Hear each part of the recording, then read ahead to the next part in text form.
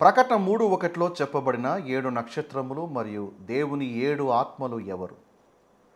నీ క్రియలను నేను ఎరుగుదును అని దేవుడు అంటున్నాడు. ఎవరి క్రియల గురించి దేవుడు మాట్లాడుచున్నాడు?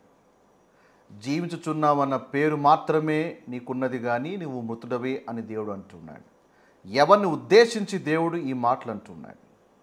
కృప ద్వారా రక్షణ పొందిన ఒక వ్యక్తి ఇలా ఆత్మీయ మృత స్థితిలోకి జారిపోగలడా? జాగరూకుడువై ఉండుమని అంటున్నాడు. ఎవరు జాగరూకులై ఉండాలి? మనము జాగరూకులుగా లేకపోతే క్రీస్తు వచ్చినప్పుడు విడవబడతారు అని అనేకులు చేయు బోధలో వాస్తవం ఎంత? నువ్వెలాగ ఉపదేశము పొందుతావో ఎలాగో వింటివో జ్ఞాపకము చేసుకొని దాన్ని గైకొను అని దేవుడు సార్ధి సంఘాన్ని హెచ్చరిస్తూ ఉన్నాడు. ఇంతకీ వీరు విన్న ఉపదేశం ఏమిటి? ఎవరి నుంచి ఈ ఉపదేశాన్ని పొందుకున్నారు? దొంగ వలె వచ్చేదను అని దేవుడు అంటున్నాడు. యేసు దొంగ వలె ఎందుకు వస్తున్నాడు? ఎవరి కోసం వస్తూ ఉన్నాడు? తమ వస్త్రములను అపవిత్రపరచుకొనని కొందరు సార్ధిస్లోని యొద్ద ఉన్నారు అని రాయబడి ఉంది. వీరు తమ వస్త్రములు ఏ విధంగా అపవిత్రపరచుకొనలేదు. తెల్లని వస్త్రములు ధరించుకొని నాతో కూడా సంచరించెదరు అని ఉంది. ఇంతకీ ఏమిటి తెల్ల వస్త్రములు? ఎందుకు ఇవ్వబడ్డాయి? క్రైస్తవులకు తెల్లని వస్త్రాలు ఇవ్వబడతాయా? జయించువాడు తెల్లని వస్త్రము ధరించుకొను అని ఉన్నది. ఎవరు జయించాలి? వేటిని జయించాలి? జీవగ్రంథం నుండి మన పేర్లు తుడిచిపెట్టబడతాయా? తండ్రి ఎదుట దూతల ఎదుటను యేసు మన పేర్లు ఒప్పుకుంటాడా? హాయ్, నేను రవికుమార్ నిట్టూరు, పాస్టర్ మరియు బైబిల్ టీచర్. ఈరోజు ఈ వీడియోలో ఈ ప్రశ్నలన్నిటికీ జవాబు ఇవ్వబోతున్నాను. ఒకవేళ మీ నా ఛానల్కి కొత్తగా వచ్చినట్లయితే, ఈ సబ్జెక్ట్ మీకు నచ్చినట్లయితే తప్పకుండా సబ్స్క్రైబ్ చేసుకోండి. అలాగే బెల్ ఐకాన్ ప్రెస్ చేయండి. నేను చేసే ప్రతి వీడియో మీకు నోటిఫికేషన్ ద్వారా మీకు తెలుస్తుంది. అలాగే నాకు సపరేట్ వాట్సాప్ గ్రూప్ ఉంది. సో ఈ సబ్జెక్ట్ పట్ల మరింత ఆసక్తిగా ఉన్నట్లయితే తప్పకుండా నన్ను కాంటాక్ట్ చేయండి. మిమ్మల్ని గ్రూప్లోకి యాడ్ చేయడం జరుగుతుంది. అండ్ అలాగే కొన్ని స్పెషల్ క్లాసెస్ కూడా రన్ చేస్తున్నాను. సో అక్కడ కూడా మరింతగా ఈ సబ్జెక్ట్ గురించి నేర్చుకునే అవకాశం ఉంది. So without delay let's start our topic.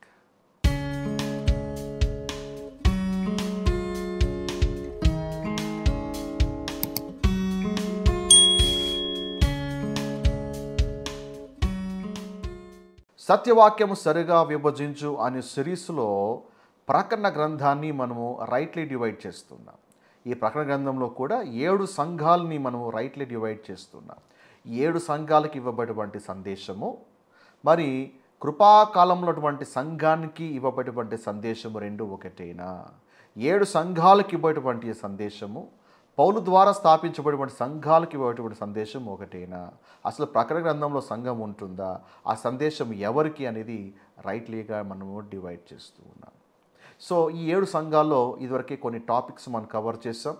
And 7 సంఘాల్లో ఎఫెసీ సంఘాన్ని, స్ముర్మా సంఘాన్ని, పెర్గము సంఘాన్ని, తోయితెర సంఘాన్ని మనము పూర్తి చేసాం. అండ్ ఈరోజు ఈ వీడియోలో సార్ధి సంఘాన్ని మనము స్టడీ చేయబోతున్నాం. ఒకవేళ మన ప్రీవియస్ ఈ టాపిక్ సంబంధించినటువంటి వీడియోస్, ప్రీవియస్ లెసన్స్ మీరు కవర్ చేయకపోతే ఆ లింక్ మీకు డిస్క్రిప్షన్లో ఇస్తున్నాను. సో ఈ యొక్క సబ్జెక్ట్ని మీరు ఆర్డర్లో ఫాలో అవ్వాల్సిందిగా మనం చేస్తాను. ఎప్పుడైతే గుర్తుంచుకోండి, సబ్జెక్ట్ని చాలా ఆర్డర్గా ఫాలో అవ్వాలి. అప్పుడే మీకు మరింత స్పష్టమైనటువంటి అవగాహన అనేది మీకు ఏర్పడుతుంది. ఫైన్. సో సార్ధి సంఘం గురించి మీకు ఎక్స్ప్లెయిన్ చేసే కంటే ముందు మొదట మనము గాడ్స్ టైమ్ లైన్లో మనం ఎక్కడ ఉన్నాం, అంటే దేవుని యొక్క కాల పట్టికలో మనం ఎక్కడ ఉన్నామని తెలుసుకోవడం ఇంపార్టెంట్. అది తెలుసుకుంటేనే సబ్జెక్ట్ మనకు ఈజీగా అర్థమవుతుంది. సో పౌలు కాలాన్ని 3 భాగాలుగా విభాగించాడు. Time past but now and ages to come అని. అంటే పూర్వకాలము, ప్రస్తుత కాలము, రాబోవు యుగములు అని ఇదివరకు మనము స్టార్టింగ్ ఆఫ్ ద వీడియోస్లో మనం చూసాం. మరి పూర్వకాలము ఎక్కడి నుంచి ఎక్కడి వరకు అని అంటే, ఎస్ దేవుడు ఇన్ జనరల్గా చూసినట్లయితే ఆది కాండం నుంచి, ఇంకా స్పెసిఫిక్ అంటే అబ్రహాం నుంచి అని మనం చెప్పుకోవచ్చు. ఈ టైం పాస్ట్ ఎంతవరకు సాగింది అంటే, పౌలు కంటే ముందు స్టెఫెన్ ఎప్పుడైతే రాళ్లతో కొట్టబడతారో అంతవరకు ధర్మశాస్త్ర కాలం అనేది ఉంది, లా అనేది అంతవరకు ఉన్నది అని మనం క్లియర్గా మనము నేర్చుకున్నాం. అండ్ పౌలు రక్షించబడిన తర్వాత కృపాకాలం అనేది అప్పటి నుంచి స్టార్ట్ అయ్యింది అని కూడా మనం నేర్చుకున్నాం. సో రైట్ నౌ మనము ఇక్కడ బట్ నౌ పీరియడ్లో ఉన్నాం. సో టైం పాస్ట్లో అంతా కూడా దేవుడు ఎవరి పట్ల వ్యవహరించాడు అంటే యూదుల పట్ల వ్యవహరిస్తున్నాడు. Is dealing with the Jews. And దేవుడు వారికి ఒక రాజ్యాన్ని వాగ్దానం చేశాడు. సో కింగ్డమ్ ప్రామిస్డ్ అని మనం చూస్తూ ఉన్నాం. అయితే ఆ రాజ్యం ఇవ్వడానికి సువార్తలో మరి ప్రభు వారి మధ్య రావడం జరిగింది. కింగ్డమ్ని ఆఫర్ చేయడానికి వచ్చాడు. అయితే వాళ్ళు ప్రభుని త్రోసేశారు, ప్రభుని సిలువేశారు. సో సిలువేసి ఆరోహణం అయినప్పుడు ప్రభు వాళ్ళకి ఇంకొక తరుణం ఇచ్చాడు. 1 year ఎక్స్టెన్షన్ పీరియడ్ ఇచ్చాడు. ఆ 1 yearలో మరి దేవుడు తన శిష్యుల్ని మళ్ళా పంపిస్తున్నాడు కింగ్డమ్ని రీఆఫర్ చేయడానికి. సో అపోస్తలుల మొదటి 7 అధ్యాయాలు ఏంటంటే ఆ కింగ్డమ్ రీఆఫర్ చేయబడింది కాబట్టి ఇప్పుడైనా తిరగండి అని మళ్ళా వాళ్ళకి ప్రకటించబడింది. అయినప్పటికీ కూడా వాళ్ళ ఆఫర్ని రిజెక్ట్ చేశారు. స్టెఫెన్ని రాళ్ళతో కొట్టారు. పరిశుద్ధాత్మదేవుని ఎదిరించడం ద్వారా ఆ కింగ్డమ్ ప్రోగ్రామ్ అనేది ఆగిపోయింది. ఆ జూవిష్ ప్రోగ్రామ్ అనేది సస్పెండ్ అయింది. అక్కడ నుంచి గ్రేస్ ప్రోగ్రామ్ అనేది మొదలైంది. సో రైట్ నో మనం ఎక్కడ ఉన్నామంటే కృపాకాలంలో ఉన్నాము. సో కృపాకాలపు సిద్ధాంతాలు ఏంటంటే రోమా నుండి ఫిలోమోన్ పత్రిక, ఇది సంఘపు సిద్ధాంతాలు. అండ్ సంఘము ఎప్పుడైతే ఎత్తబడుతుందో హెబ్రీ నుంచి ప్రకటన గ్రంథం వరకు ఉన్నటువంటి పుస్తకాల్లో రాయబడినవి అప్పుడు చోటు చేసుకుంటాయి. సో ఇవి యూదులు 7 ఏళ్ల శ్రమ గుండా వెళ్తూ రాజ్యం కోసం ఎదురు చూస్తున్నటువంటి యూదులకి రాయబడినటువంటి పుస్తకాలు. సో హీబ్రూ టు రెవల్యూషన్ ఈ పుస్తకాలు is not return for the body of Christ. Okay, so సంఘం ఎత్తబడినాక మళ్ళా కింగ్డమ్ ప్రోగ్రామ్ మళ్ళీ రెజ్యూమ్ అవుతుంది. ఆగిపోయేటువంటి ఆ ప్రోగ్రామ్ మళ్ళీ రెజ్యూమ్ అవుతుంది. 7 ఏళ్ల శ్రమ గుండా వాళ్ళు వెళ్తారు. ఆ తర్వాత క్రీస్తు వస్తాడు, ఆయన రాజ్యాన్ని స్థాపిస్తాడు. సో ఆయన రాజ్యం స్థాపించే కంటే ముందు సంఘం ఎత్తబడినాక యూదులు 7 ఏళ్ల శ్రమ గుండా వెళ్తూ ఉండగా అప్పుడు కనిపిస్తాయి 7 సంఘాలు. సో ఈ 7 చర్చెస్ అనేది ముందు లేవు, ఇప్పుడు లేవు. ఇవన్నీ కూడా ఫ్యూచర్ చర్చెస్. సో ఈరోజు చాలామంది థియాలజియన్స్ లేకపోతే రకరకాల బోధకులు చెప్తున్నట్టుగా 7 సంఘాలు లేవండి. ఒకప్పుడు లేవు, ఇప్పుడు లేవు. ఇవి ఫ్యూచర్ చర్చెస్. అది మనం చాలా క్లియర్గా మన స్టడీలో మనం తెలుసుకుంటున్నాము. సో ఏ ప్రీచర్ అయినా సరే 7 సంఘాలకు ఇవ్వని సందేశము బాడీ ఆఫ్ క్రైస్ట్కి అప్లై చేస్తూ ఉన్నా 7 సంఘాలు ఆల్రెడీగా ఉన్నాయి అండి, ఇప్పుడు లేవు, ఆల్రెడీగా ఉన్నాయి, జరిగిపోయింది అని ఎవరైనా చెప్తూ ఉన్నా చక్కగా బైబిల్ చంకలో పెట్టుకుని నాకు కొంచెం బయలుదేరి బయటకు వచ్చేసాను. Because these churches doesn't exist in the past, it never exist in the present. ఇవి ఫ్యూచర్లో కనపడేటువంటి సంఘాలు. సో దీన్నే మనం ప్రూవ్ చేస్తున్నాం. మన స్టడీ అంతట్లో కూడా మనం ఇదే ప్రూవ్ చేస్తున్నాం. సో ఒకవేళ మీకు ఈ వీడియోలో ఇది మీరు మొదటిసారిగా వింటున్నట్లయితే నా ప్రీవియస్ వీడియోస్ మీరు ఆర్డర్గా మీరు ఫాలో అవుతుంటే మీకు క్లియర్గా అర్థమవుతుంది. సో ఈ 7 చర్చెస్ ఆర్ ఫ్యూచర్ చర్చెస్. అందుకే బైబిల్ని కూడా మనం రైట్గా డివైడ్ చేయాలి. రైట్లీ డివైడింగ్ రాదా చాలా లేఖనాలు మనం అపార్థం చేసుకుంటాం. పౌలు తిమోతితో అంటున్నాడు సత్యవాక్యమును సరిగా విభజించు అంటున్నాడు. సరిగా విభజించు. సత్యవాక్యం అంటే 66 పుస్తకాల్లో ఉన్నది సత్యమే. ఓకే, అయితే అందులో యూదులకు ఇవ్వబడినటువంటి సత్యం ఉంది, బాడీ ఆఫ్ క్రైస్ట్కి ఇవ్వబడిన సత్యం ఉంది. వారికి ఇవ్వబడినటువంటి సత్యము మనకు వర్తించదు. వారికి ఏమో సున్నతి, ధర్మశాస్త్రము, బలులు ఉన్నాయి, అది బాడీ ఆఫ్ క్రైస్ట్కి అప్లై కాదు. అలాగే బాడీ ఆఫ్ క్రైస్ట్కి ఇవ్వబడినటువంటి ఈ యొక్క సత్యం ఏమైతే ఉందో అది వారికి అప్లై అవ్వదు. సో అందుకే సత్యాన్ని ఏం చేయాలి, రైట్గా డివైడ్ చేయాలి. ఇది ఎవరు సత్యము అనేది మనం తెలుసుకోగలగాలి. Okay fine. సో మనము ఇప్పుడు సార్థి సంఘానికి వెళ్దాం. ఈ సందేశము does it apply for the body of Christ? And answer is no. So no అని సింపుల్గా చెప్పేస్తే సరిపోతుందా? మనం విశ్లేషణ చేయాలి కదా. ఈ సందేశాన్ని మనం ఏం చేస్తామంటే పౌలు సిద్ధాంతాలతో కంపేర్ చేస్తాం. చాలామంది అంటారు లేదండి పౌలు గారు అలాగే ఇతర అపోస్తులు చెప్పింది ఒకటే బోధ, ఒకటే సిద్ధాంతము, కాబట్టి మీరే ఇట్లా డివైడ్ చేస్తారు కానీ but all preach the same gospel అని చాలామంది అదే నమ్ముతూ ఉంటారు, గుడ్డిగా నమ్ముతూ ఉంటారు.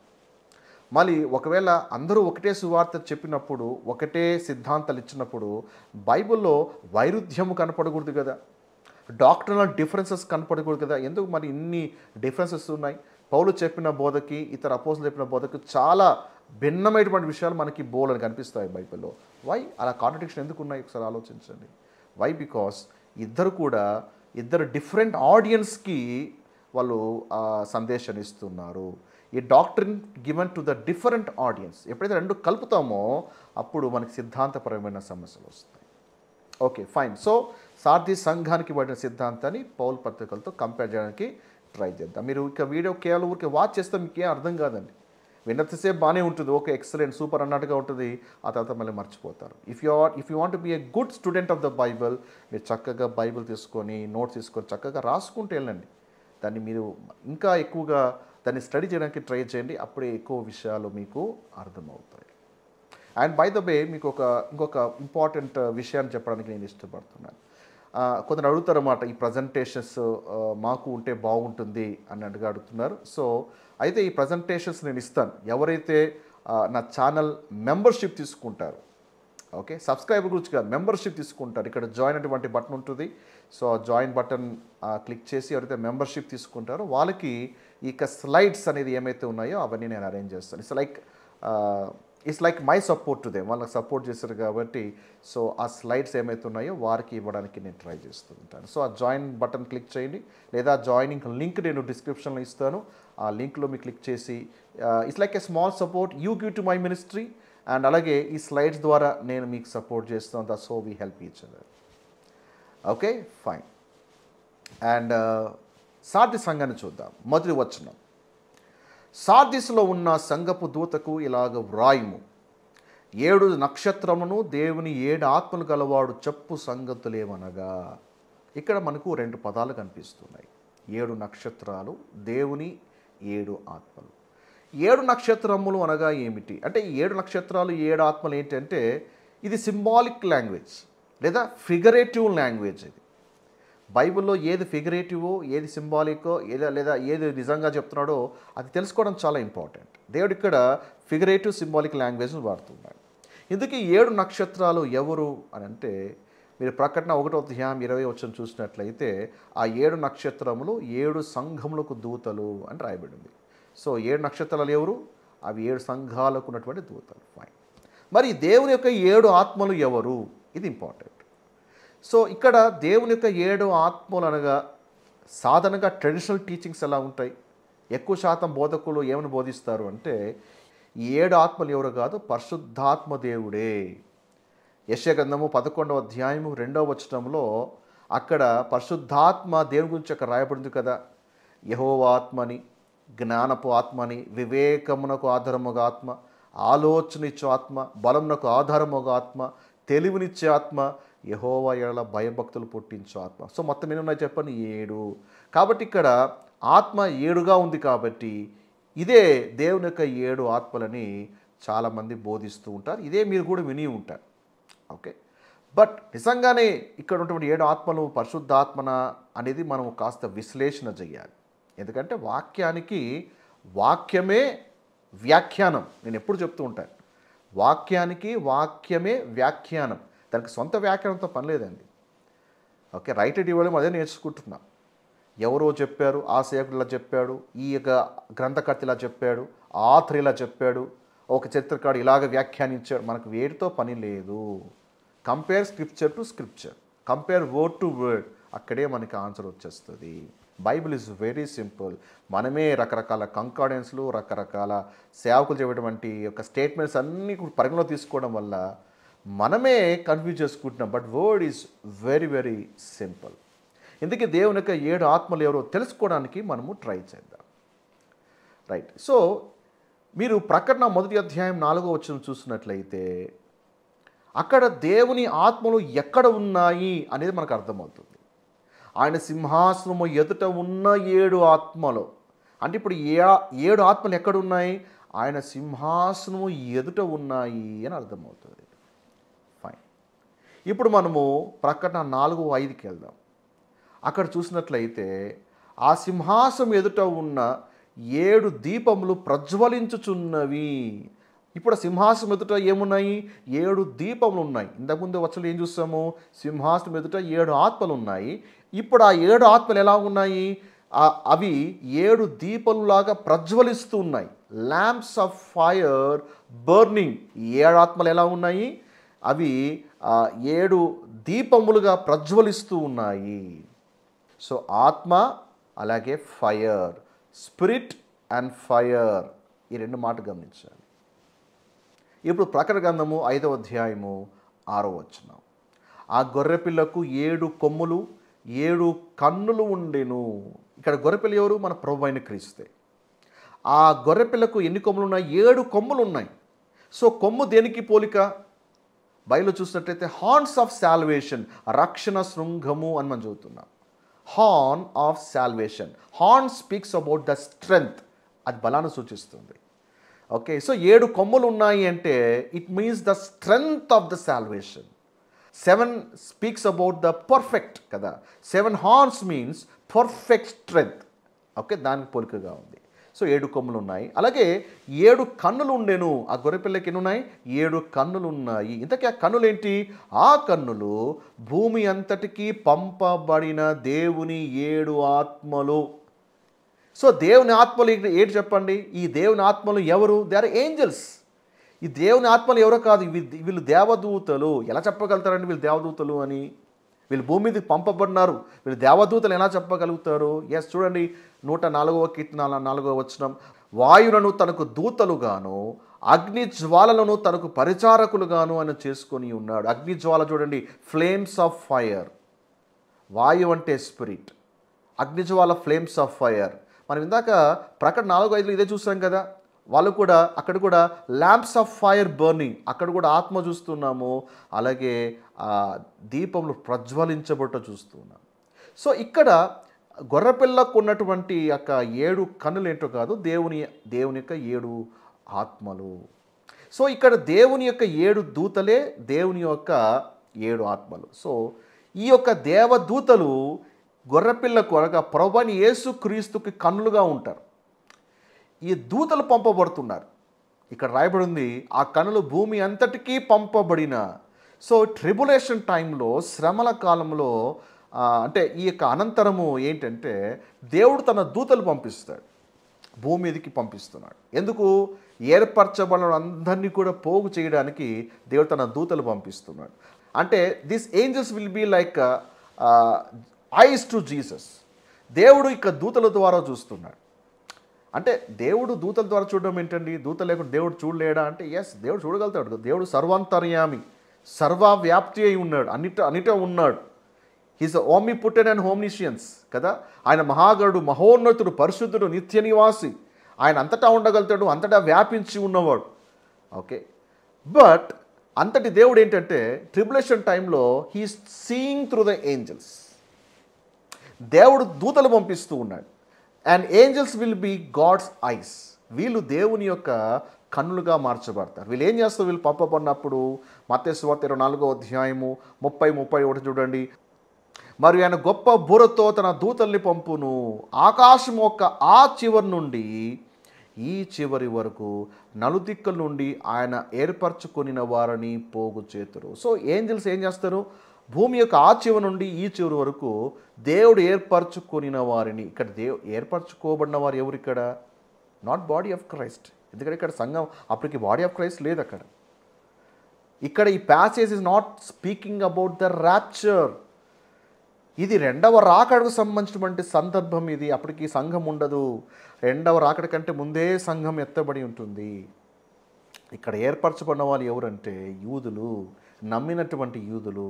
దూతలు వచ్చి వారిని ఏం చేస్తారు? పోగు చేస్తారు. మళ్ళీ పలానా యూదులు ఏర్పరచబడ్డారని దూతకి ఎలా తెలుస్తుంది? God is seeing through the angels. అర్థమైందా? So this is how God chose to see the world. ప్రపంచాన్ని చూడడానికి దేవుడు ట్రిబులేషన్ టైంలో ఈ పద్ధతి అనుకున్నాడు. ఎందుకో కారణం తెలియదు, but they will be the eyes for Jesus. అర్థమైంది? ఇప్పుడు ఎక్కడో మనం సీసీ క్యామ్ ఫిక్స్ చేస్తుంటాం, ఇక్కడ మన మొబైల్లో మనం చూస్తూ ఉంటాం. ఓకే, మొబైల్ చూస్తుంటాం అంటే మనము ఏం చేస్తున్నాము? మొబైల్ ద్వారా ఎక్కడో ఉన్నటువంటి లైవ్ ఫుటేజ్ని మనం ఇక్కడ చూస్తూ ఉన్నాం. So that's how God chose the angels. Okay, so ఎందుకు అనేటువంటి వివరణ మనకి ఇవ్వబలేదు, but God chose that way. Fine. So కాబట్టి ఇక 7 దేవుని యొక్క 7 ఆత్మలు ఎవరు అంటే వారు దేవుని యొక్క దూతలు అనే విషయాన్ని మనం క్లియర్గా అర్థం చేసుకున్నాం. వాళ్ళు వచ్చి దేవుడు ఏర్పరచిన వాళ్ళందరినీ కూడా పోగు చేస్తారు. ఫైన్. ఇంకా ఈ సార్థి సంఘంతో ఏమంటున్నాడు? నీ క్రియలు నేను ఎరుగుదును, ఏవనగా జీవించుచున్నావు అనే పేరు మాత్రమే ఉన్నది కానీ నువ్వు మృతుడవే. నీ క్రియలు నేను ఎరుగుదును అని మరి సార్ది సంఘంతో కూడా అంటున్నాడు. ఇదే మాట ఎఫెసు సంఘంతో అన్నాడు, ఇదే మాట దేవుడు పెర్గము సంఘంతో అంటున్నాడు, ఇదే విషయం దేవుడు తోతేర సంఘంతో కూడా అంటున్నాడు. ఇప్పుడు సార్ది సంఘంతో కూడా అంటున్నాడు, నీ క్రియలు నేను ఎరుగుదును. ఎందుకంటే సంఘం ఎత్తబడినాక ఉన్నటువంటి గాస్పెల్ ఏదంటే అది వర్క్ గాస్పెల్. కృపాకళలో ఉన్నటువంటి గాస్పెల్ ఏంటిది? ఇది గ్రేస్ గాస్పెల్. ఇది క్రియలతో కూడినది కాదు. కానీ సంఘం ఎత్తబడినాక గ్రేస్ గాస్పెల్ ప్రీచ్ చేయబడదు. అందుకే పౌలు సిద్ధాంతాలు ఏవి కూడా మరి హెబ్రీ పత్రిక నుంచి ప్రకటన గ్రంథం వరకు ఈ పుస్తకాలు ఎక్కడా కూడా పౌలుకి ఇవ్వబడినటువంటి కృపా సిద్ధాంతములు ఏవి కూడా అక్కడ మనకి కనిపించవు. మీరు బాగా పరిశీలన చేయండి. సో నీ క్రియలు నేను ఎరుగుదును, ఏమనగా జీవించుచున్నామన్న పేరు మాత్రమే ఉన్నది కానీ నువ్వు మృతుడివి. అంటే వీళ్ళకి క్రియలు ఉన్నాయి, క్రియలు చేస్తున్నారు, కానీ అవి ఎలా ఉంటున్నాయంటే అవి మృతమైన క్రియలు, నిర్జీవమైన క్రియలు. ఆ క్రియలో ఏమాత్రము జీవం లేదు, నిర్జీవమైనటువంటి క్రియలు. అందుకే ప్రభు అంటాడు, జీవించుచున్నావని పేరు మాత్రమే నీకు ఉన్నది కానీ నువ్వు మృతుడవే. ఆ క్రియలన్నీ కూడా మృతమైన క్రియలే, నిర్జీవమైన క్రియలే. అందుకే నిర్జీవమైన క్రియల గురించే మనకి హెబ్రీ పుస్తకంలో 2 సార్లు కనపడుతుంది. హెబ్రీ 6:1 చూసినట్లయితే నిర్జీవ క్రియలను విడిచి మారు మనసు పొందు. వాళ్ళు క్రియలు చేయలేదంటే చేస్తున్నారు, కానీ అవి నిర్జీవమైన క్రియలు. హెబ్రీ 9:14 కూడా రాయబడి ఉంది, క్రీస్తు యొక్క రక్తము నిర్జీవ క్రియలను విడిచి జీవము గల దేవుని సేవించుటకు మీ మనసాక్షిని ఎంతో ఎక్కువగా శుద్ధి చేయను. ఆ నిర్జీవ క్రియను నువ్వు విడిచిపెట్టాలి. సో కాబట్టి నిర్జీవ క్రియలు అంటే ఏంటిది? ఎస్, ఇక్కడ మీకు ఒక డెఫినేషన్ ఇస్తున్నాను. Actions, rituals or religious efforts that are lifeless and ineffective in bringing salvation or true righteousness before God. అంటే జీవం లేని వాళ్ళ క్రియలు కావచ్చు, లేదా ఆచరణలు కావచ్చు, లేదా మతపడినటువంటి క్రియలు కావచ్చు, ఏదైనా సరే, ఏదైతే అందులో లైఫ్ అయితే ఉండదో, ఏదైతే ఫలితాన్ని తీసుకురాదో, ఏదైతే దేవుడు అంగీకరించడం, అవన్నీ కూడా నిర్జీవమైనటువంటి క్రియలు. కాబట్టి సార్థి సంఘము ఏమి సఫర్ అవుతుందంటే నిర్జీవ క్రియలతో సఫర్ అవుతుంది. అందుకే దేవుడు వార్నింగ్ ఇస్తున్నాడు, ఆ నిర్జీవ క్రియలు వదిలిపెట్టాలి. క్రియలు నేను ఎరుగుదును, అవి నిర్జీవమైన క్రియలుగా ఉన్నాయి. సో ఆ నిర్జీవ క్రియలు వదిలిపెట్టాలి అని దేవుడు సార్థి సంఘానికి వార్నింగ్ ఇస్తూ ఉన్నాడు. అందుకే ప్రభు అంటున్నాడు కదా ఈ సంఘంతో, జీవించుచున్నామని పేరు మాత్రమే ఉన్నది కానీ నువ్వు మృతుడవే. చాలామంది ప్రీచర్స్ ఏం చేస్తారంటే ఈ మాట తీసుకొని సంఘాల్లో దంచి కొడుతూ ఉంటారు. ఎవరిని ఉద్దేశించి? ఎవరైతే స్పిరిచువల్గా డల్గా ఉంటారో, ఆత్మీయ జీవితంలో అంతంత మాత్రమే ఉంటారో, ఇంకా వాళ్ళని గురిపెట్టి వారి మీద ఇలాంటి అస్త్రాలు సంధిస్తూ ఉంటారు. పేరుకు మాత్రమే నువ్వు జీవిస్తున్నావు, నువ్వు చచ్చిన వాడివే, యు ఆర్ స్పిరిచువల్లీ డెడ్, నీవు ఆత్మీయముగా చచ్చిన వాడివే అని బాడీ ఆఫ్ క్రైస్ట్ వారికి ఇది అప్లై చేసి చెప్తూ ఉంటారు. ఏమిట్రా ఇది? ఇక్కడ ఈ మాట దేవుడు బాడీ ఆఫ్ క్రైస్ట్తో మాట్లాడుతున్నాడు. ఇక్కడ ఆడియన్స్ ఎవరు? ఇక్కడ చర్చ్ కాదు, ఇక్కడ ఆడియన్స్ ఎవరు? జీవిష్ బిలీవర్స్. ఇక్కడ సార్థి సంఘంతో ప్రభు చెప్తున్నాడు. ఇక్కడ సంఘంలో ఉన్నదంతా కూడా యూదులే తప్ప అక్కడ రక్షించబడిన అన్యులు ఎవరు ఉండరు. ఓకే, అది అర్థం చేసుకోవాలి.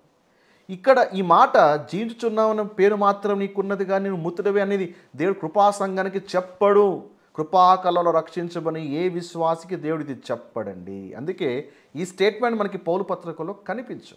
And God cannot say to a believer saved in the grace period. మరి ఎలా చెప్పగలుగుతారండి? ఎస్, మనం పౌలు పత్రికలకు వెళ్తున్నాం, మనం ఏమిటో తెలుసుకుందాం. నిజంగా మనము జీవించుచున్నామని పేరుకే ఉంది కానీ మనము మృతులుగా ఉన్నామా? కొన్ని కారణాలు బట్టి ఆత్మీయ మృతస్థితిలోకి వెళ్ళిపోయామా? లేదా మన పొజిషన్ ఇన్ క్రైస్ట్ ఏంటి, అది తెలుసుకోవడం చాలా ఇంపార్టెంట్. ఇప్పుడు క్రైస్ట్లో నీ పొజిషన్ ఏంటో నీకు తెలియకోకుండా, పౌలు పత్రికలు చదువుకోకుండా నీకు అర్థం కాదు. అప్పుడు ఏమవుతుంది? అప్పుడు పౌలు పత్రికల్లో వెలుపల ఉన్నటువంటి స్టేట్మెంట్ అది నీకే నువ్వు అనుకొని అపార్థం చేసుకుంటావు. So we should know our position in Christ, right? మనం మృతులమైన అంటే ఒకప్పుడు ఎస్, మన ప్రభుని నమ్మకం ముందు మనం మృతస్థితిలో ఉంటుంది. చూడండి, ఒకసారి మనము ఎఫెసీ పత్రికకి వెళ్దాం. ఎఫెసీ పత్రిక is a beautiful beautiful beautiful epistle అండి.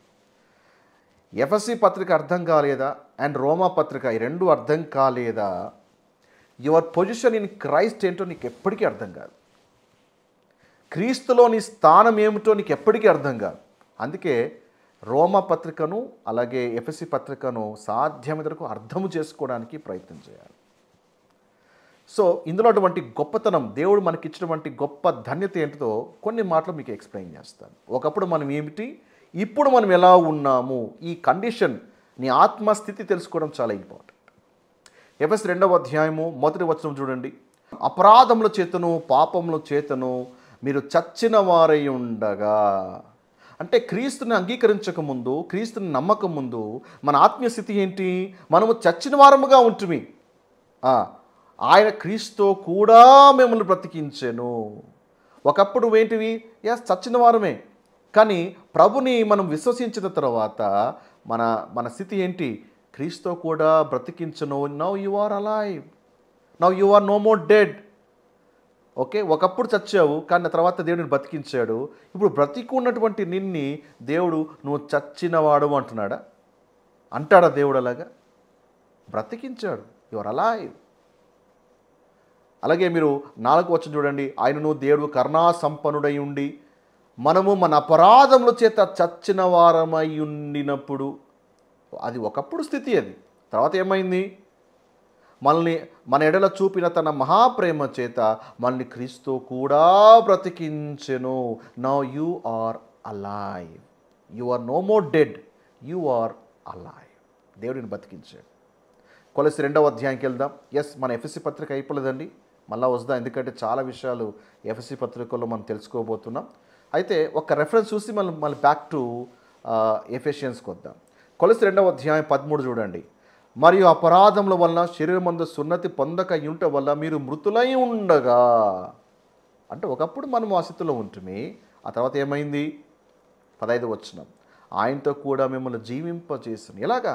మన అపరాధములన్నింటినీ క్షమించడము ద్వారా ఆయనతో కూడా మిమ్మల్ని జీవింపచేశాను. ఇప్పుడు చెప్పండి, నువ్వు మృతుడవా, నువ్వు సజీవుడవా? నువ్వు మృతస్థితిలో ఉన్నావా, లేకపోతే నువ్వు జీవించి ఉన్నావా? దేవుడిని ఏమంటున్నాడు?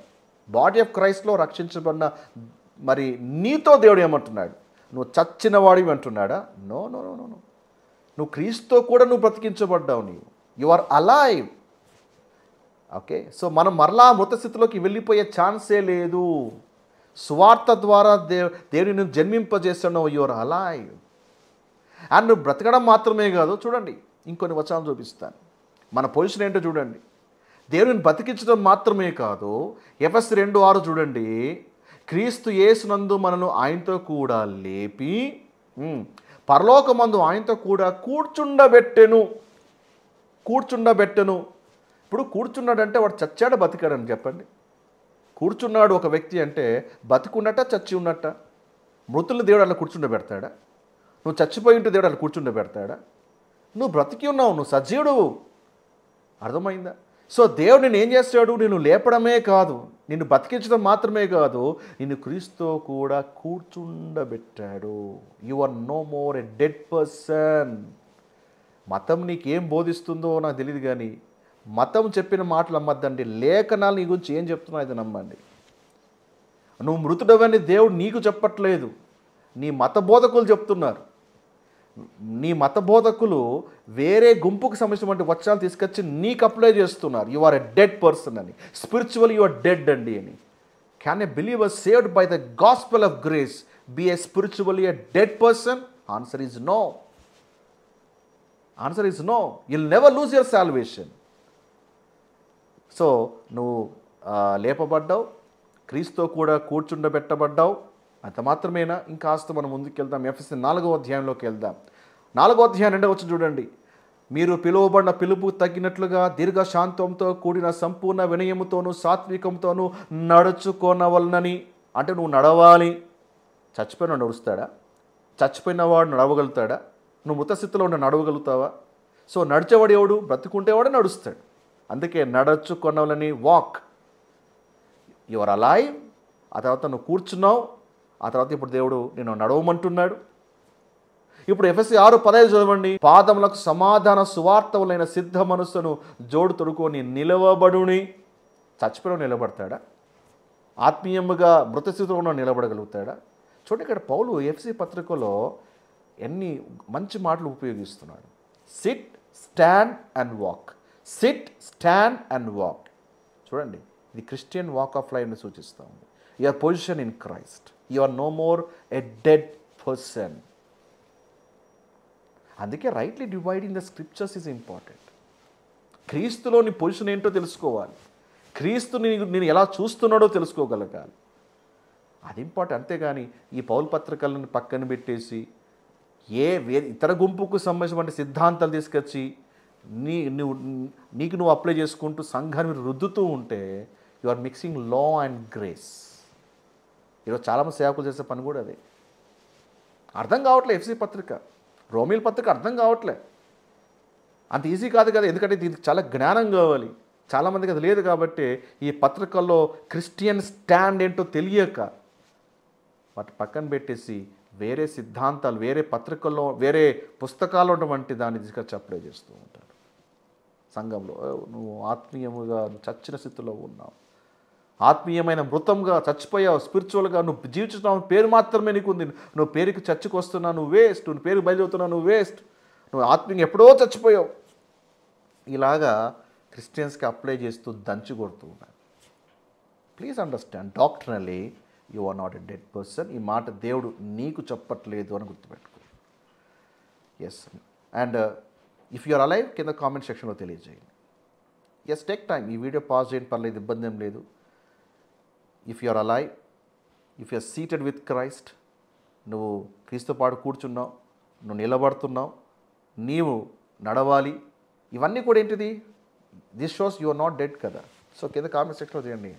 So I'm alive, I'm not dead, I'm alive, not dead. So కింద మీ కామెంట్ సెక్షన్లో దాన్ని తెలియజేయండి. చెప్పండి, దేవుడు నన్ను ముత్తుడు అని పిలవడు, దేవుడు నన్ను ముత్తుడు అని పిలవడు. Okay, go it and type. Praise God. Your position ఏంటో నీకు తెలియాలి. Okay, fine. కాస్త ముందుకు వెళ్దాం. నీ క్రియలు నా దేవుని ఎదుట సంపూర్ణమైనవిగా నాకు కనపడలేదు గనుక జాగారుకుడిపై చావనై ఉన్న మిగిలిన వాటిని బలపరచును. అంటే ఇక్కడ దేవుడు ఏమంటున్నాడు? ఆ క్రియలు సంపూర్ణంగా కనిపించలేదు. సో అందుకే ఇజ్రాయెల్ ప్రోగ్రామ్ ఏంటిదంటే అది వర్క్ గాస్పెల్ కదా. అందుకే క్రియలు వాళ్ళకి చాలా ఇంపార్టెంట్. అది లేకపోతే రక్షణ అనేది వాళ్ళకి దొరకదు. మరి మన కృపతో రక్షించబడ్డాం కదండి, కాబట్టి మనకి ఇంకా క్రియలతో పని లేదు కదా అంటుంటే కాదు, క్రియలు అవసరమే. రక్షించబడ్డానికి క్రియలు కాదు, రక్షించబడ్డాము కాబట్టి మనం క్రియలు చేయాలి. ఎఫెసీ 2వ అధ్యాయం 10వ వచనం చదవాలి. మరియు వాటి యందు మనం నడుచుకొనాలని దేవుడు ముందుగా సిద్ధపరిచిన సత్క్రియలు చేయుటకై మనము క్రీస్తు యేసునందు సృష్టించబడిన వారమై ఆయన చేసిన పని ఉన్న మనం కూడా క్రియలు చేయాలి. వాళ్ళు క్రియలు చేసే ఉద్దేశం ఏంటి? రక్షణ పొందడానికి.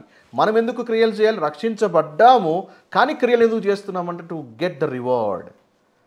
ఓకే, రక్షణకు తగ్గట్టుగా మన జీవితాన్ని నడుచుకోవాలి, రక్షణ తగ్గట్టుగా క్రియలు చేయాలి. సో ప్లీజ్ అండర్స్టాండ్, మనం కూడా క్రియలు చేయాలి, కానీ ఎందుకు చేయాలి అది తెలుసుకోవడం అనేది చాలా చాలా ఇంపార్టెంట్. ఆ వ్యత్యాసం అనేది తెలుసుకోవాలి. ఓకే, అండ్ 3వ వచనం. నువ్వు ఎలాగో ఉపదేశం పొందుతావో, ఎలాగో వింటువో జ్ఞాపకము చేసుకొని దాన్ని గైకొనొచ్చు. ఇప్పుడు ప్రశ్న ఏమంటే, వీళ్ళు ఉపదేశం ఎలా పొందారు?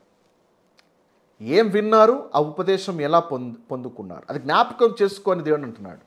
వీళ్ళకి ఉపదేశం ఎక్కడ ఇవ్వబడింది? ఎస్, హియర్, ఇక్కడ సువార్తలో ప్రభు చేత వాళ్ళు ఉపదేశం పొందారు. రాజ్య సువార్త ప్రకటించబడింది, రాజ్యం గురించి విషయాలు తెలపబడ్డాయి, విన్నారు, పొందుకున్నారు. సో ఇక్కడ వాళ్ళు విన్నటువంటి ఉపదేశం ఏ ఉపదేశము?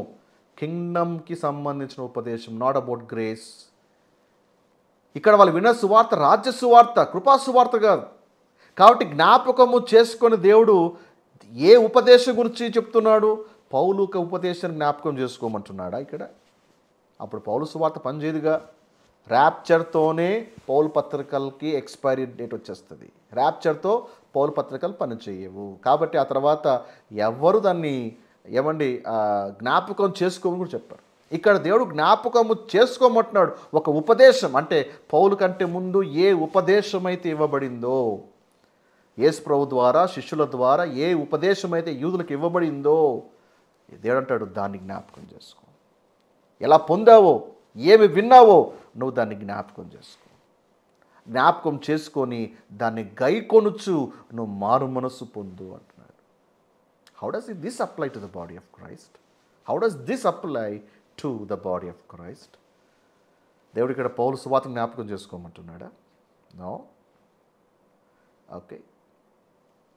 అండ్ చూడండి, దాన్ని గైకొనుచు అన్న మాట ఉంది. అంటే ఆ సువార్తను వాళ్ళు నమ్మడమే కాదు, జ్ఞాపకం చేసుకోవడం మాత్రమే కాదు, గైకొనమంటున్నాడు. ఇంగ్లీష్లో హోల్డ్ ఫాస్ట్, దాన్ని గట్టిగా పట్టుకోవాలి. ఎందుకంటే వాళ్ళు దాన్ని గట్టిగా పట్టుకోకపోతే, గట్టిగా చేపట్టకపోతే విన్న ఉపదేశాన్ని, ఎందుకంటే అప్పటికే ఆ ఏడేసంలో భిన్నమైన బోధలు, జెజబేలు బోధలు, బిలాము బోధలు, నికోలాయితుల బోధలు, భిన్నమైన బోధలు వచ్చేసి దేవుడు చెప్పిన ఉపదేశము కాకుండా భిన్నమైన ఉపదేశాల వైపు తిరిగిపోయిన వాళ్ళు చాలామంది ఉన్నారు. ఇప్పుడు వీలుగానే దేవుడిచ్చినప్పుడు ఉపదేశం గట్టిగా పట్టుకోకపోతే they will lose their salvation, అంటే వాళ్ళకి రక్షణ రాదంగా.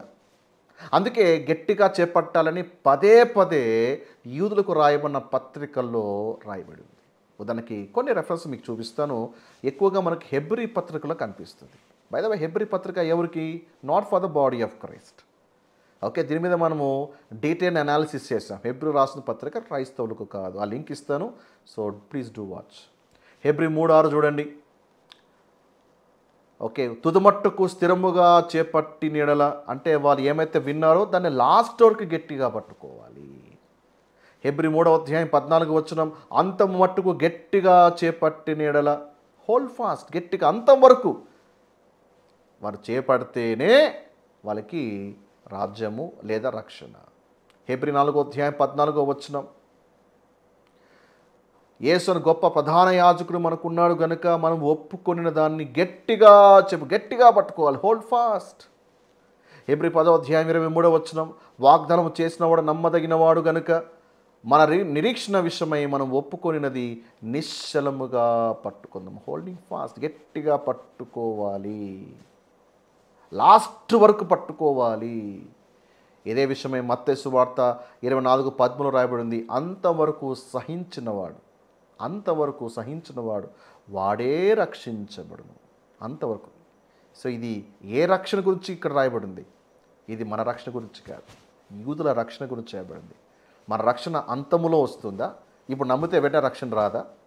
అంటే నమ్మిన తర్వాత అంతవరకు ఉంటేనే రక్షణ వస్తుందా? నో. ఇక్కడ రక్షణ అది యూదులకు సంబంధించి. అంటే వాళ్ళు ఏమైతే విన్నారో ఇక్కడ దేవుడు సాటి సంఘాన్ని హెచ్చరిస్తూ ఉన్నాడు.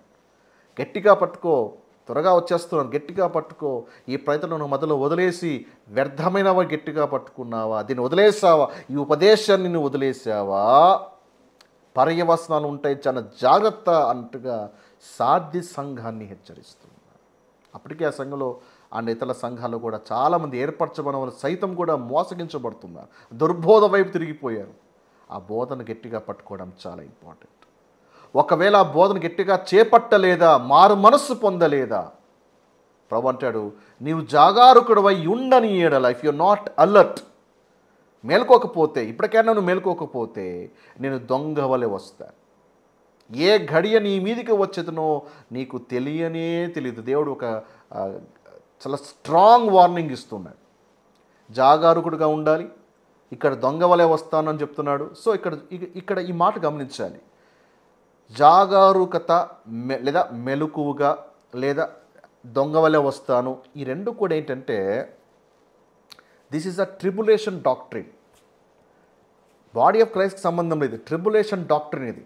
మెలకుగా ఉండాలి, అలాగే నేను దొంగ వలె వస్తున్నాను, ఇది ఇట్స్ ఎ ట్రిబులేషన్ డాక్ట్రిన్.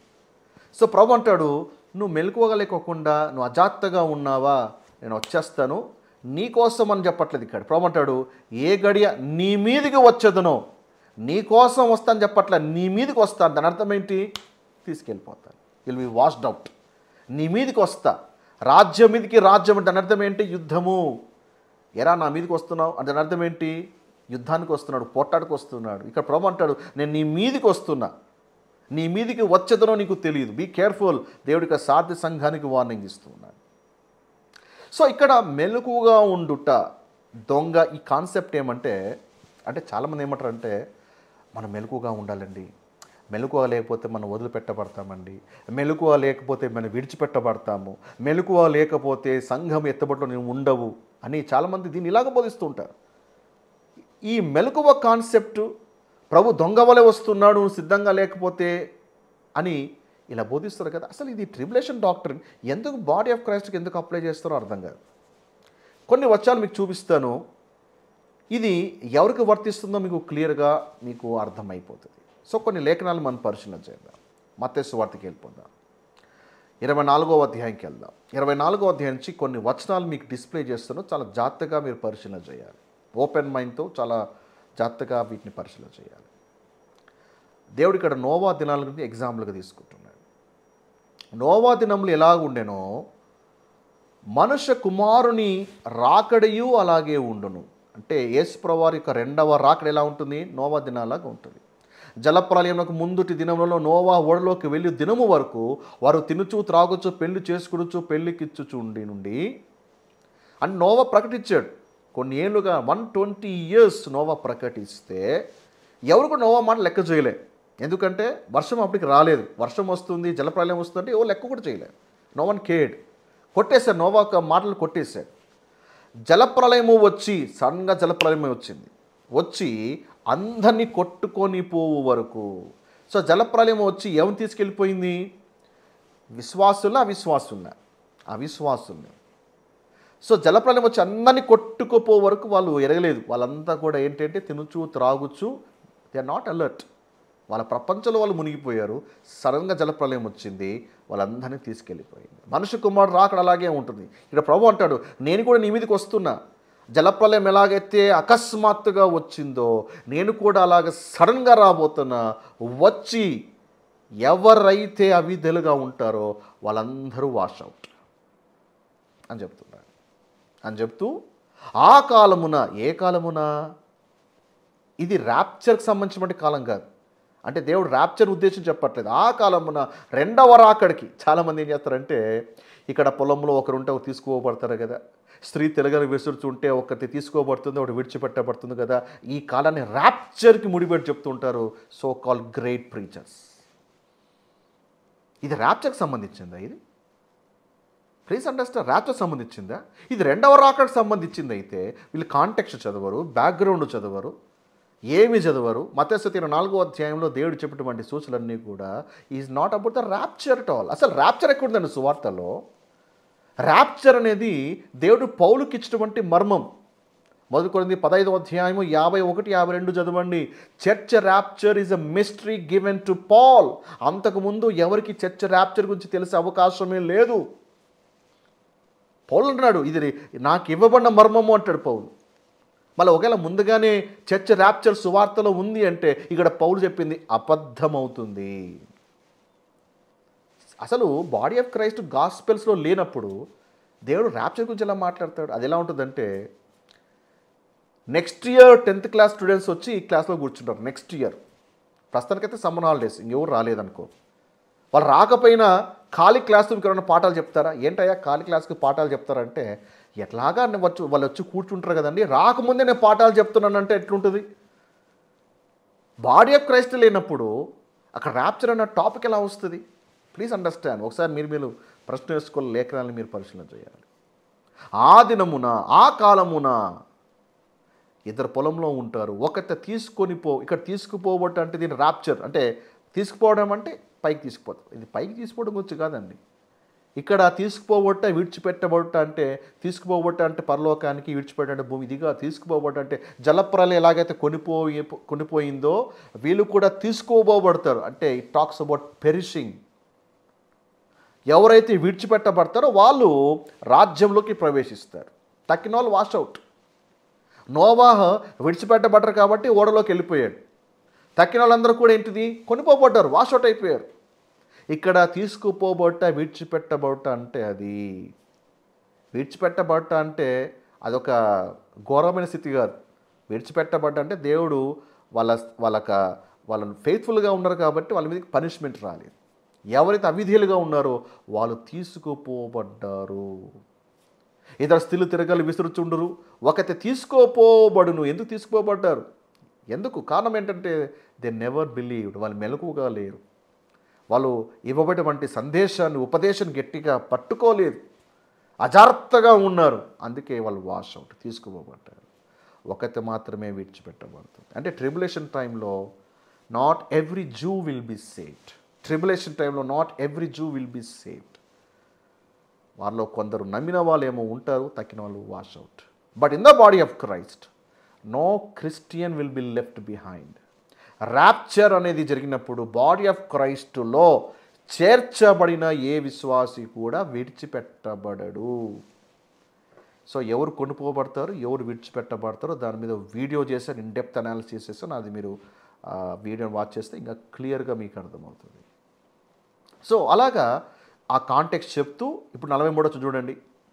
ఏ జామున దొంగ వచ్చునో, చూసాడే దొంగ అన్న మాట గమనించండి. ఇదే మాట మనకి ప్రకటన మనకి ఈ 3వ అధ్యాయం 3లో కనపడుతుంది.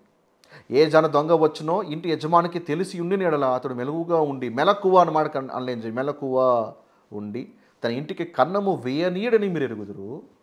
మీరు అనుకోని ఘడియలో మనుషు కుమారుడు వచ్చును గనుక మీరును సిద్ధంగా ఉండండి, మెలకుగా ఉండండి.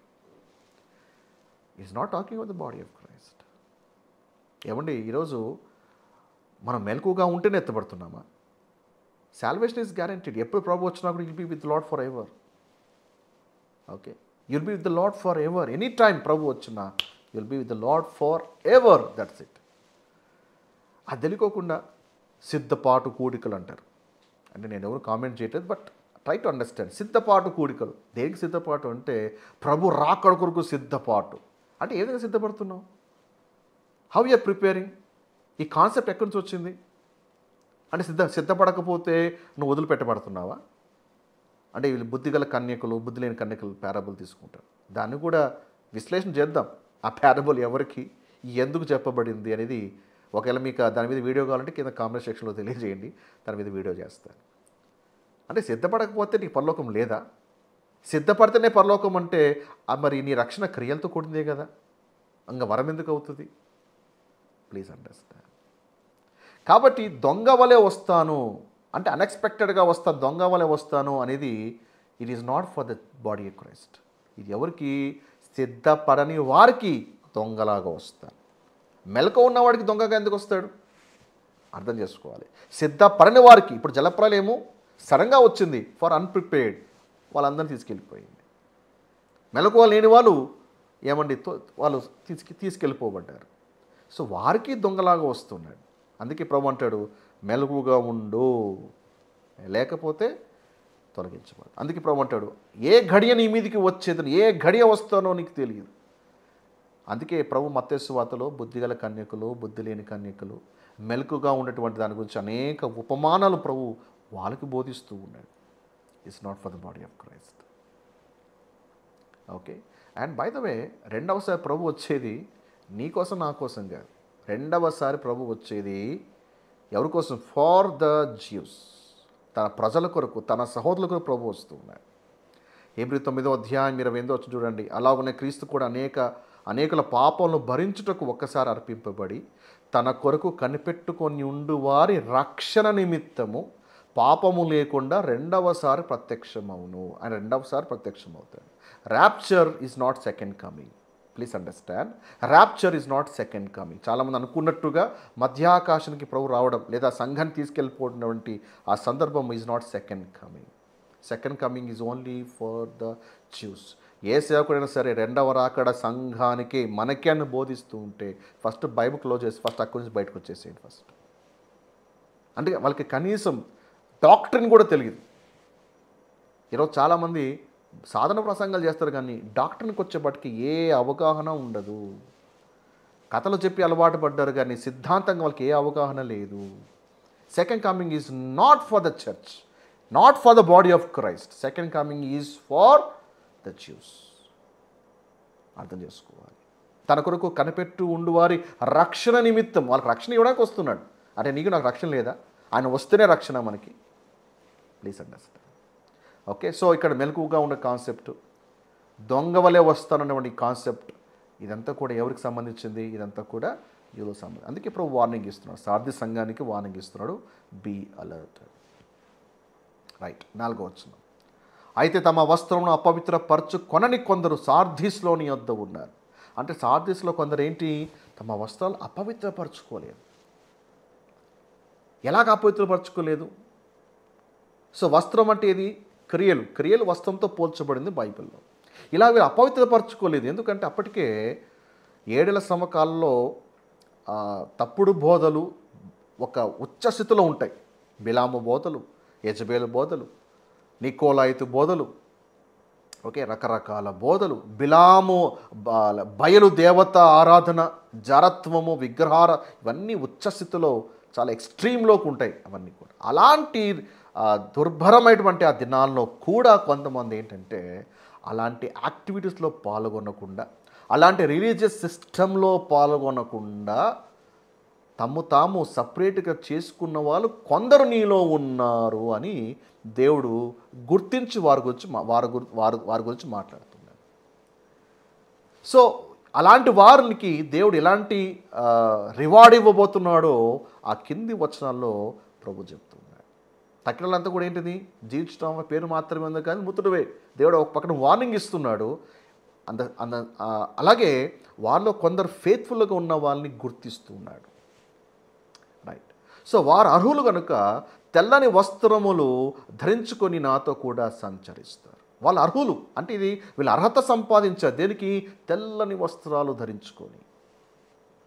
సో తెల్లని వస్త్రాలు ఏంటి, ఎందుకు ఇవ్వబడతాయి అనేది మనము నెక్స్ట్ 5వ వచనంలో మనము డీటెయిల్గా మనము స్టడీ చేయబోతున్నాం. ఆ తెల్లని వస్త్రాలు ఉచితంగా ఇవ్వబడ్డాయా, అర్హత సంపాదించారా? అర్హులు అంటున్నాడు దేవుడు. అంటే వాళ్ళు క్వాలిఫై అయ్యారు. అది ఫ్రీగా ఇవ్వబడలేదు, వాళ్ళు క్వాలిఫై అయ్యారు. ఆ శ్రమల కాలంలో తాము అపవిత్రపరచుకోలేదు కాబట్టే వారికి తెల్లని వస్త్రాలు వారికి ఇవ్వబడ్డాయి. అసలు తెల్లని వస్త్రాలు వాళ్ళకి ఎందుకు ఇవ్వబడ్డాయి, కారణం ఏంటి అనేది మనం లోతుగా తెలుసుకోవాలంటే 5వ వచనానికి వెళ్దాం. జయించువాడు అలాగున తెల్లని వస్త్రము ధరించుకొని జయించాలి. ఏం జయించాలి? జయించువాడని అనేక సార్లు మనకు ప్రకటన గ్రంథంలో కనపడుతుంది కదా. ఏం జయించాలి? ఈరోజు ప్రీచర్స్ అంటారు జయించాలి, పాపాన్ని జయించాలి. అవునా? మరి పాపాన్ని జయించిన వాడు ఎవడైనా భూప్రపంచంలో ఉన్నాడో ఒక పేరుందా? చెప్పగలుగుతారు ఎవరన్నా? పులిపెట్టి మీద దంచి కొడుతుంటారు. పాపాన్ని జయిస్తే కానీ మనకి ఆ తెల్లని వస్త్రాలు ఇవ్వబడు, పాపాన్ని జయిస్తే కానీ పరదేశంలో జీవవృక్షం మనకు ఉండదు, పాపాన్ని జయిస్తేనే కానీ. ఈ లెక్క ప్రకారంగా ప్రపంచంలో ఎవరైనా జయించిన వాళ్ళు ఎవరైనా ఉన్నారా? ప్రసంగించి ఆ ప్రసంగికులతో సహా ఒకసారి ఆలోచించండి. ఎవరైనా సరే నేను జయించానండి అని చెప్పగలను ఎవరైనా ఉన్నారా? ప్రసంగానికే పరిమితం అయిపోయింది. ఇక్కడ దేవుడు జయించమంటున్నది ఏంటి? పాపాన్ని కాదు. ఎందుకంటే పాపంతో నిత్యము పోరాటం ఉండే ఉంటుంది. ఈ దేహంలో ఉన్నంత వరకు అది పోరాటం. నీ ఆత్మ రక్షణ కానీ నీ దేహానికి రక్షణ ఎప్పుడు వస్తుంది అంటే ప్రభు వచ్చినప్పుడు, ర్యాప్చర్ అప్పుడే నీ శరీరము మహిమా శరీరంగా మార్చబడుతుంది. ఇక్కడ జయించడం అంటే ఏదంటే 7 శ్రమలో వాళ్ళు రకరకాల వాటిని ఫేస్ చేస్తారు. They have some issues in the tribulation. అందులో ఒక భయంకరమైన ఇష్యూ ఏంటిది? ఒక పక్కనేమో హింసలు, మరో పక్కనేమో దుర్బోధలు. వాటిని జయించాలి, వాటి బారిన పడకూడదు. అంత్యక్రీస్తు చాలా కంపెల్ చేస్తాడు ఆ రిలీజియస్ సిస్టంలోకి లాగడానికి. వాళ్ళు ఎక్కడ కూడా తల ఉంచకూడదు, ఎక్కడా కూడా ఓకే చెప్పకూడదు. వాటన్నిటిని జయించాలి. ముద్ర వేసుకుంటే కానీ క్రయ విక్రయాలు ఉండవు, అయినా వాళ్ళు ముద్ర వేయించుకోకూడదు. వాటన్ని జయిస్తేనే అప్పుడు రివార్డ్గా అర్హులు అవుతారు వీళ్ళు. దేనికి? తెల్లని వస్త్రములు ధరించుకోవడానికి. జయించాలి. మరి మనము జయించమని దేవుడు మనతో అంటున్నాడా? Did God calling us to overcome? No.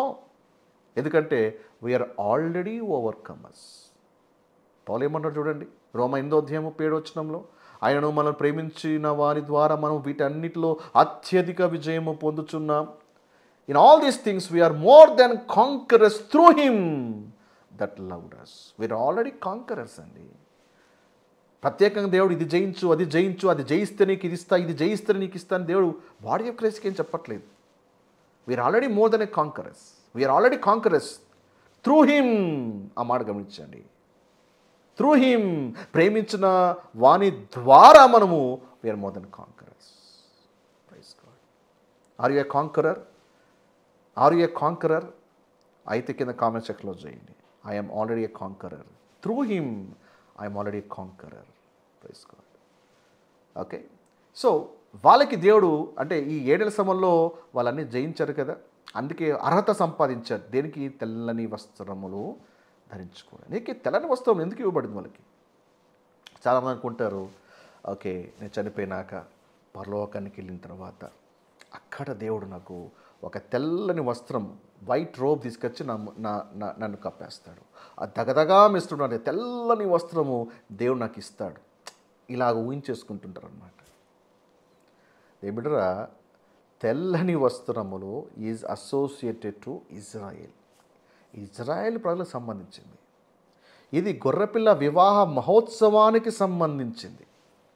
ఆ గొర్రెపిల్ల వివాహ మహోత్సవంలో పాల్గొనాలంటే ఆ తెల్లని వస్త్రంలో చాలా ఇంపార్టెంట్. అందుకే వాళ్ళకి ఇవ్వబడుతున్న వస్త్రం నీకు నాకు కాదు. ఒకసారి కొన్ని లేఖనాలు పరిశీలన చేద్దామా? ప్రకటన గ్రంథము 19వ అధ్యాయము 7వ వచనం. ఆయన స్తుతించుడి, గొర్రెపిల్ల వివాహోత్సవ సమయము వచ్చినది, ఆయన భార్య తన్ను తాను సిద్ధపరచుకొని ఉన్నది గనుక మనము సంతోషించుడి, ఉత్సాహించి ఆయనను మహిమపరచెదమని చెప్పగా వింటిని. అంటే ఇక్కడ గొర్రెపిల్ల వివాహ మహోత్సవం గురించి రాయబడింది. ఇక్కడ ఆయన భార్య ఎవరు, దాని మీద సపరేట్ వీడియో చేద్దాం. ఓకే, ఎవరి ఆయన భార్య, ఎందుకు ఎలా సిద్ధపడుతుంది ఇది? Okay, will make a separate video on that. Time ఇది కాదు, ఎందుకంటే ఇప్పుడు చెప్తే లెంత్ వీడియో అయిపోతుంది. మరి ఆమె ధరించుకున్నట్టుకు ప్రకాశమును నిర్మలమునైన సన్నపు నారబట్టలు ఆమెకి ఇవ్వబడును. నిర్మలమైన వైట్ బట్టలు ఆమెకు ఇవ్వబడ్డాయి. ఇంతకీ ఆ బట్టలు ఏంటివి? అవి పరిశుద్ధుల నీతి క్రియలు. సో ఆ తెల్ల బట్టలు ఉంటేనే కానీ ఆ వివాహ మహోత్సవంలో పాల్గొనడానికి అవకాశం లేదు. ఇదే మాట మనకి సువార్తలో కూడా ఒక ప్యారబుల్ ప్రభు ఇస్తాడు. వాడు మురికి బట్టలు వేసుకుంటాడు, అందుకే అతను బయటికి త్రోయబడతాడు. అతను పెళ్లి వస్త్రం లేదు, పెళ్లి వస్త్రం లేకపోతే ఏమైంది? బయటికి త్రోయబడ్డాడు. సో గొర్రెపిల్ల వివాహ మహోత్సవంలో వీళ్ళకి ఆ తెల్లని వస్త్రములు ఇవ్వబడతాయి. దాన్ని ధరించుకొని వీళ్ళు ఆ గొర్రెపిల్ల వివాహ మహోత్సవంలో వాళ్ళు ఉండబోతున్నారు. సో ఈ వివాహ మహోత్సవంలో, ఈ గొర్రెపిల్ల వివాహ మహోత్సవములో బాడీ ఆఫ్ క్రైస్ట్ అనేది ఉండదు. అర్థమవుతుందా? సో ఈ యొక్క వివాహ మహోత్సవంలో బాడీ ఆఫ్ క్రైస్ట్ కనిపించదు. ఇది కంప్లీట్లీ ఏ జూవిష్ ఫెస్టివల్. ఇది యూదులకు సంబంధించినటువంటి ఒక ఫెస్టివల్, ఇది ఒక మ్యారేజ్ ఇది. సో కాబట్టి ఆ విషయాన్ని అర్థం చేసుకోవాలి. సో ఈ వస్త్రం ఏంటిది? ఈ వస్త్రం ఏంటిది? నీతి క్రియలు, రైచస్. ఏమండి, మనకు నీతి అటువంటి వస్త్రం ఇవ్వబడుతుందా? మనకు ఒక రోజు నీతి అనే వస్త్రం ఒకరోజు మనకు వస్తుందా? నో, నువ్వు ఆల్రెడీగా నీతిగా మార్చబడ్డావు. 2వ కొరింథీ 5వ అధ్యాయం చూడండి, 21 వచనం. ఎందుకనగా మనం ఆయన యందు దేవుని నీతి అగునట్లు పాపమెరుగని ఆయన మన కోసం పాపముగా చేసెను. నువ్వు దేవుని నీతి అగునట్లు, the moment you believed in Christ, ఏమైంది? నువ్వు నీతిమంతులుగా మార్చబడ్డావు. రోమా 5వ అధ్యాయం 1వ వచనం కూడా రాయబడింది, విశ్వాసం వల్ల నువ్వు నీతిమంతులుగా మార్చబడ్డావు. నీకు ఆల్రెడీగా నీతి ఇవ్వబడింది. ఇదేదో ఒకప్పుడు దేవుడు నీకు ఇచ్చేటువంటి నీతి కాదు, ఆల్రెడీగా దేవుడు నీకు నీతిని ఇచ్చేసాడు. సపరేట్గా దేవుడికి ఒక వస్త్రాన్ని తీసుకొని వచ్చి నా కుమారుడిదిగో నీతి వస్త్రాలకి ధరింపజేస్తున్నా అని దేవుడు మళ్ళా చేయడం. నువ్వు ఆల్రెడీగా నీతిమంతుడిగా చేయబడ్డావు. దేని బిడ్డారా, ఈ నీతి గల స్థితి ఏదో ఒకప్పుడు నువ్వు పొందుకోయేది కాదు, ఆల్రెడీగా నువ్వు ఆ స్థితిలో ఉన్నావు. You are righteous. కాకపోతే యూదులు ఇంకా యేసుని మెస్సేగా అంగీకరించలేదు కాబట్టి, వాళ్ళు ఇంకా ధర్మశాస్త్ర ప్రోగ్రాం కింద ఉన్నారు కాబట్టి, ఎవరైతే సిలువ వేశారో ఆయనే మెస్సయ్య అని ఒకరోజు రెండవ రాకడలో ప్రభు వచ్చేటప్పుడు అప్పుడు వాళ్ళు తెలుసుకుంటారు ఆ రోజున. బట్ ఇక్కడ ఇన్ బాడీ ఆఫ్ క్రైస్ట్ నీతి నీకు ఆల్రెడీగా ఇవ్వబడింది. మనము దేవుని నీతి అగునట్లు, యువర్ గాడ్స్ రైచస్. లోకం నేను ఏమంటుందో తెలియదు, నీ బంధువులు నీ స్నేహితులు నేను ఏమంటుందో తెలియదు, కానీ యు ఆర్ గాడ్స్ రైచస్. దేవుడు నీ గురించి ఏమంటున్నాడు అది చాలా ఇంపార్టెంట్. మీ మతము, మీ సంఘము, మీ బోధలు నువ్వు పాపి అని బోధిస్తున్నాయేమో, బట్ దేవుడిని ఏమంటున్నాడు? You are God's righteous. నీవు దేవుని నీతి. కాబట్టి మనకెందుకండి ఆ బట్టలు? మనము సంఘముగా ఎత్తబడిన తర్వాత అక్కడ మనకి వస్త్రాలు అనేది ఉండదు. Please understand. మనం వెళ్ళేటువంటి లోకం వేరు. Okay, right. సో కాబట్టి ఆయన నీతి మనకి ఇవ్వబడింది. ఆయన నీతి. ఇప్పుడు ఒక వైట్ ఎన్వలప్ కవర్ తీసుకొని అందులో ఏదైనా ఒక పెన్ ఉంచినప్పుడు ఏమైపోతుంది? ఆ పెన్ అది కంప్లీట్గా క్లోజ్ అయిపోతుంది. బయట వైట్ పేపరే కనపడుతుంది. సో ఎప్పుడైతే the moment you believed in Christ, క్రీస్తు ఎప్పుడైతే నువ్వు నమ్మావో దేవుడు నేను ఏం చేస్తాడు, నేను క్రీస్తు అటువంటి ఎన్వలప్ కవర్లో పెట్టేసి సీల్ చేస్తాడు. ఇప్పుడు నువ్వు కనపడుతున్నావా? లేదు. ఆ విధంగా దేవుని నీతి అనేది నీకు ఇవ్వబడింది. Praise God. మరి అతను నాతో ఇలాగో చెప్పాను, గొర్రెపిల్ల విందుకు పిలువబడిన వారు ధన్యులను రాయము. మరి ఈ మాటలో దేవుని యథార్థమైన మాటని నాతో చెప్పాను. గొర్రెపిల్లు విందుకు పిలువబడినారు, నేను ఆ విందుకు పిలువబడట్లేదు. అర్థమవుతుందా? నీకు నాకు ఆహ్వానం ఇవ్వబడలేదు. Will be not part of this wedding. Please understand. Okay, దాని మీద తర్వాత నిదానంగా కొన్ని వీడియోస్ చేద్దాం. బట్ ఇంతవరకు తెలుసుకుంటే చాలు. 5వ వచనం, జయించువాడు అలాగూ తెల్లని వస్త్రం ధరించుకును, జీవగ్రంథంలో నుండి అతని పేరు ఎంత మాత్రము తుడిచిపెట్టక. కాబట్టి ఇక్కడ జీవగ్రంథం గురించి మనం చదువుతున్నాం. జీవగ్రంథంలో అతని పేరు ఎంత మాత్రం తుడిచిపెట్టబడదు. అంటే ఎవరైతే ఓవర్కమ్ జయిస్తారో వాళ్ళ పేరు జీవగ్రంథంలో రాయబడుతుంది. ఎవరైతే శ్రమల కాలంలో వాటిని జయించారో, హింసలైనా దుర్బోధలైనా సరే జయించలేదో వాళ్ళ పేర్లు జీవగ్రంథమందు తుడిచిపెట్టబడతాయి. జయిస్తే ఉంటాయి, లేకపోతే తుడిచిపెట్టబడతాయి. ఎవరి పేర్లు అయితే జీవగ్రంథమందు తుడిచిపెట్టబడుతుందో వాళ్ళ పేర్లు ఎప్పుడైతే కనిపించవో జీవగ్రంథమందు ఏమవుతుంది? ప్రకటన గ్రంథం 2వ అధ్యాయంలో 11వ వచనంలో ప్రభు అన్నాడు కదా, ఏమని? జయించేవాడు రెండవ మరణం వల్ల హాని ఉండదు. ఇందుకే రెండవ మరణం అంటే ఏంటి? అగ్నిగుండము. ప్రకటన 20వ అధ్యాయం 4వ వచనము, ఆ అగ్నిగుండము రెండవ వర్ణము. ఎవరైతే ఈ మొదటి ఇక్కడ 7 శ్రమలో జయిస్తారో వాళ్ళు అగ్నిగుండంలో పాల్గొనరు. ఎవరైతే దుర్బోధలకు బలవుతారో, ఎవరైతే హింసలకు కాంప్రమైజ్ అవుతారో, ముద్ర వేయించుకుంటారో, యెజబెల్ బోధ, బిలాము బోధ, నికోలాయితుల బోధ, ఏమండి ఎలాగైతే ఎప్పుడైతే బయలు ఒక రిలీజియస్ సిస్టంలోకి తల ఉంచుతాడో, దాంట్లోకి పార్టిసిపేట్ అవుతాడు, శ్రమలు తప్పించుకోలేక దాంట్లోకి దూకేస్తాడు, వాళ్ళ పేర్లు జీవగ్రంథంలో తుడిచిపెట్టబడుతుంది. అలాంటి వారికి దేవుడు అంటాడు వాళ్ళని అగ్నిగుండంలో వాళ్ళు పాల్గొంటారు. సో అప్పటికి వాళ్ళు ఒకవేళ హింసలు తట్టుకోలేక మరణం తప్పించుకోవడానికి అప్పుడు ముద్ర వేయించుకోవచ్చేమో కానీ, బట్ రెండవ మరణం ఒకటి ఉంది, అగ్నిగుండం ఒకటి ఉంది, దాంట్లోకి పడుదురేయబడతాడు. ఓకే, సో అది చాలా ఇంపార్టెంట్.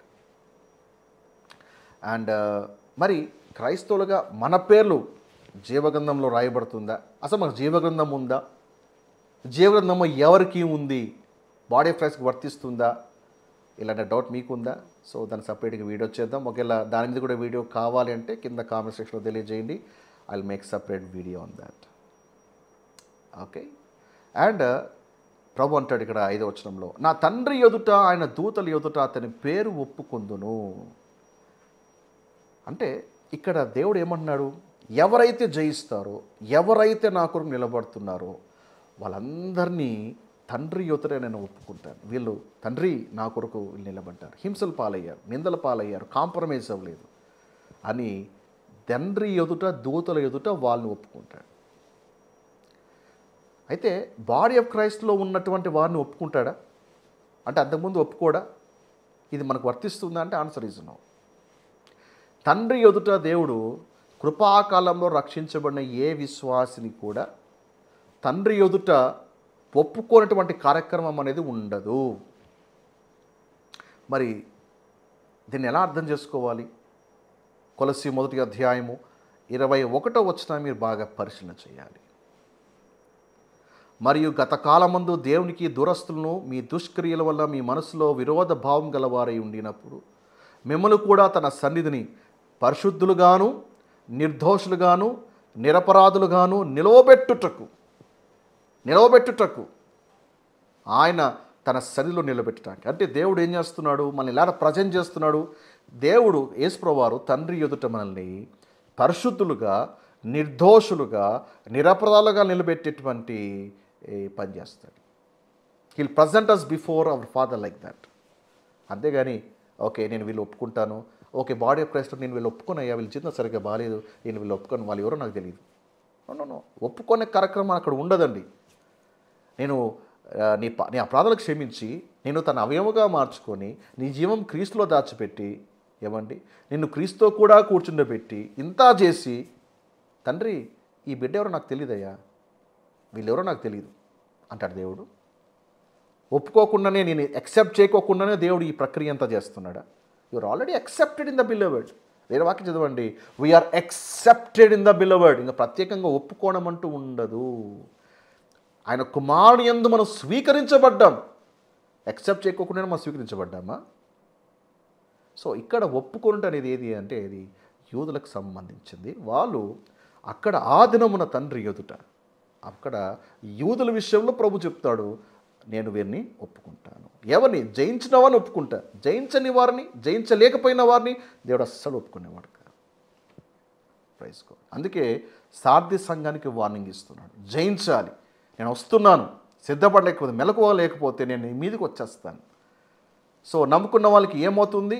నమ్మని వారు, సిద్ధంగా మెలకువగా లేని వారు ఏమవుతారో ఈ సందేశంలో దేవుడు చాలా క్లియర్గా ఆ సందేశాన్ని దేవుడు ఇస్తూ ఉన్నాడు. Praise God. ఓకే, సో ఈ సందేశం ఎవరికి అనేది మీకు అర్థమైంది అని అనుకుంటున్నాను. సో ఈ పత్రికా సందేశము, ఈ సంఘానికి ఇవ్వబడే సందేశము, it is not for the body of Christ. So ఇంతటితో మనము సార్ది సంఘాన్ని మనం పూర్తి చేసాం. ఇప్పుడు మనము ఫిలదెల్ఫియా సంఘానికి మనం వెళ్తున్నాం. నెక్స్ట్ వీడియోలో ఫిలదెల్ఫియా సంఘాన్ని, ఆ తర్వాత లవోదికియా సంఘానికి మనం వెళ్ళబోతున్నాం. సో ఈ 2 చర్చెస్ని మనము కవర్ చేయబోతున్నాం. సో ఇంతవరకు విన్నటువంటి సబ్జెక్ట్లో మీకు ఏదైనా డౌట్స్ ఉంటే కింద కామెంట్ సెక్షన్లో తెలియజేయండి. ఒకవేళ మీరు బ్లెస్ అయినట్లయితే కొంచెం టైం తీసుకొని కింద కామెంట్ సెక్షన్లో మీ అభిప్రాయాన్ని తెలియజేయండి. ప్రశ్నలు తెలియజేయండి, మీ అభిప్రాయాన్ని కూడా తెలియజేయండి. Okay, so hope you're tremendously blessed, నేర్చుకుంటున్నారని అనుకుంటున్నాను. ఇంకా ఏదైనా సరే మీరు ఒకవేళ వ్యక్తిగతంగా మాట్లాడాలనుకున్నా కూడా నా నెంబర్ మీకు ఇచ్చాను. Please do call. నేను ఎప్పటికీ అందుబాటులో ఉంటాను. I'm there to help you. Okay, so thank you for joining this class. God bless you.